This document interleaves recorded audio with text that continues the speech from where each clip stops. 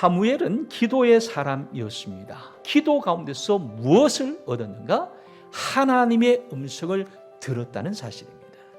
그래서 오늘 먼저 우리가 살펴보고자 하는 것입니다. 하나님의 음성을 들으라.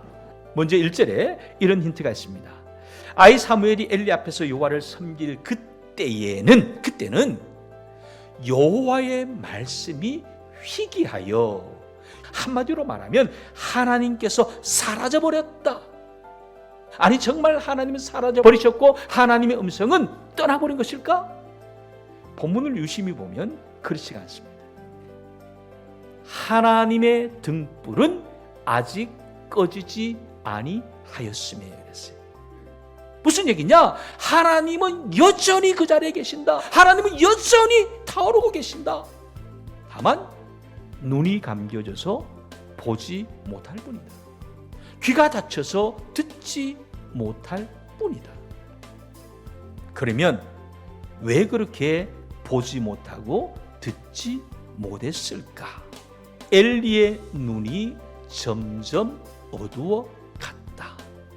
그리고 잘 보지 못하는 그때의 그는 자기 처소에 가서 누웠다. 비록 엘리는 제사장의 직책을 가지고 있었지만 더 이상 영적으로 예민하지 못했다는 뜻입니다. 점점 더 하나님과 멀어졌다는 뜻입니다.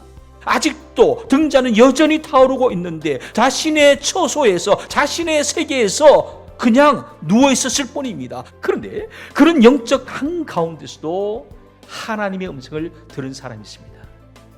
바로 사무엘입니다. 그러면 사무엘은 어떻게 해서 말씀이 희귀한 그 시대 가운데서 하나님의 음성을 들을 수 있었을까요? 사무엘은 하나님의 궤가 있는 여호와의 전 안에 누웠더라. 여러분, 우리는 하나님의 음성을 들을 수 있어야 합니다. 그렇게 하나님의 음성을 들으려면 하나님께 가까이 다가가야 합니다.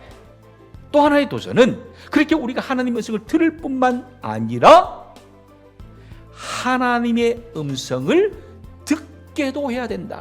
듣게도 해야 된다. 오늘 본문에 보면 이런 무서운 지적을 합니다.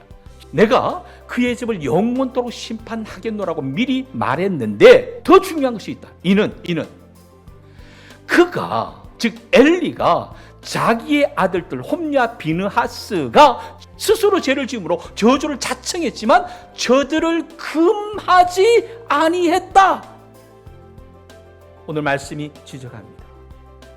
엘리가 그렇게 징계받아야 할 까닭은 자녀를 사랑하되 사랑의 방법이 틀렸고 그 우선순위가 잘못되었다 지적합니다. 정말 하나님의 뜻 안에서 이루어지는 일만이 바른 일이 될 수 있다는 것을 꼭 마음에 명심할 수 있기를 바랍니다.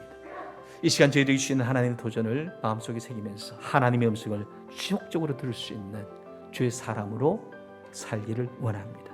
언제나 하나님의 음성을 듣고 순종하는 진정한 성도가 되기를 소원합니다. 라고 하는 기도가 저와 여러분 가운데 있기를 주의 이름으로 간절히 축원합니다.